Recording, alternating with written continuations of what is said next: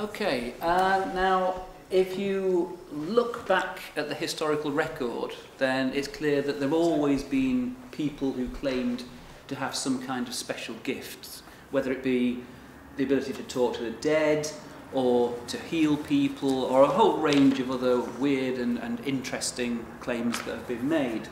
And also, levels of what we would now call paranormal belief have always been very high, and a sizable minority of the population have always claimed that they had personal direct experience of the paranormal. And so from a scientific perspective, this is interesting. It either means that science, as the current conventional understanding of the way the universe is according to science, is either wrong or incomplete in some very important and interesting ways. If that's the case, then it definitely would pay to invest time and effort in trying to evaluate these claims to see whether the paranormal forces really do exist. As I say, from a scientific point of view, it's a crucially important question.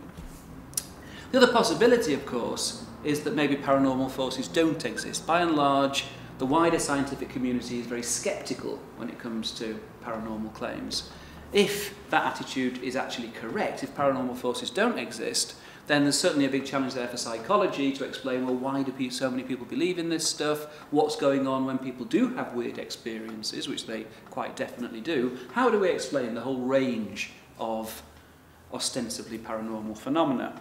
And so we kind of focus on trying to do that kind of research, but we don't take a hard line. When I say we, I mean the Anomalistic Psychology Research Unit plus other psychologists and skeptics around the world.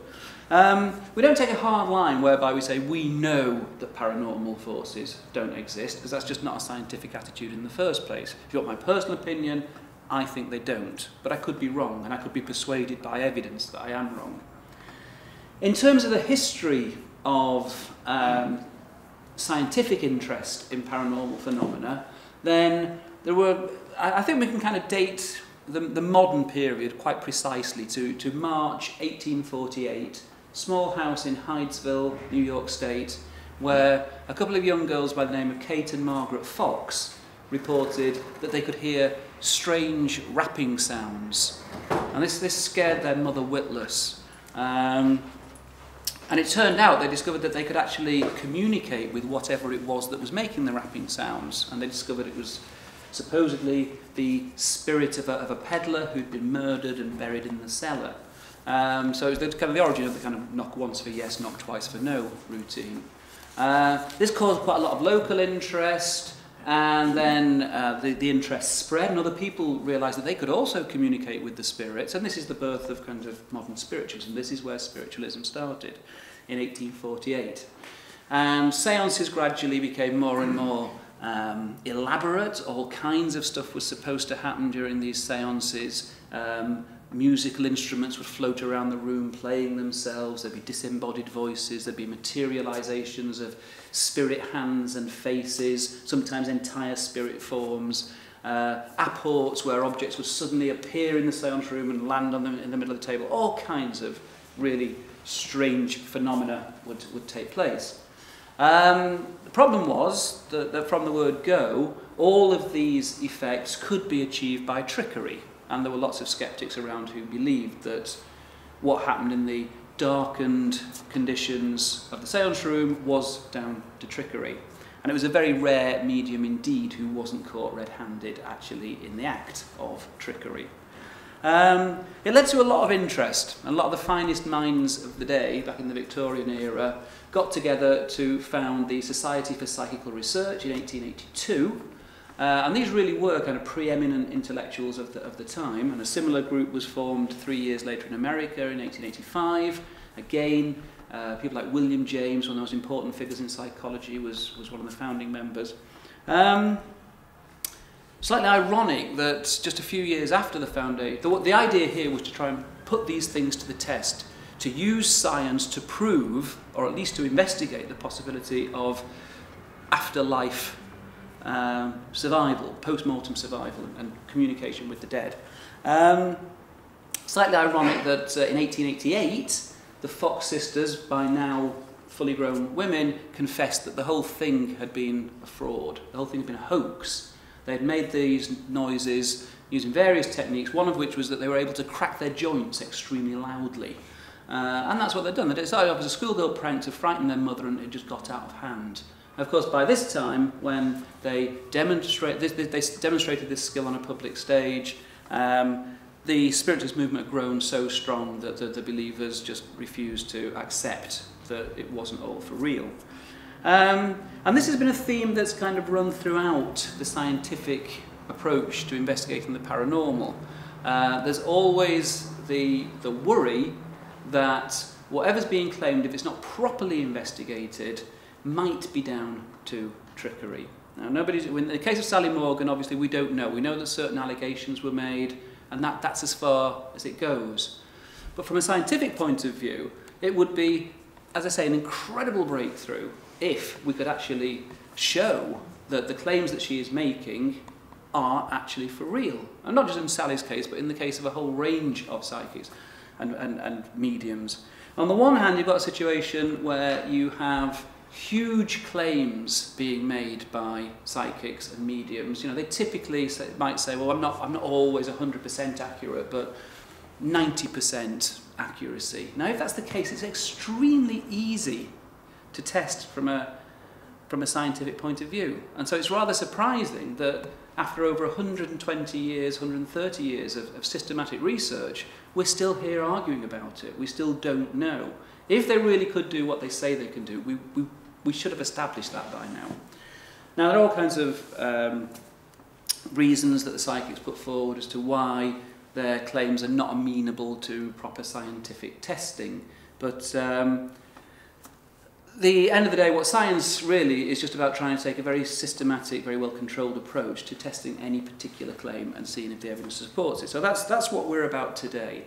We're not saying that we know Sally Morgan is a fraud. We don't know that. We couldn't know that. We know allegations have been made. We know the history of psychical research shows that sometimes that does happen.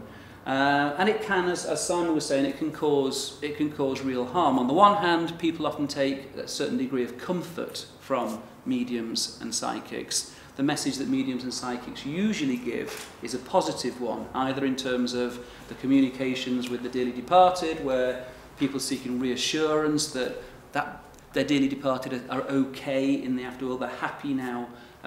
It might be people who go to see psychics just for a reading about their own future. And typically they'll go when they're feeling down, when they've got problems, and they'll typically be given a very reassuring message that get through the next few months and things will improve, you will be okay. You might go see a psychic healer.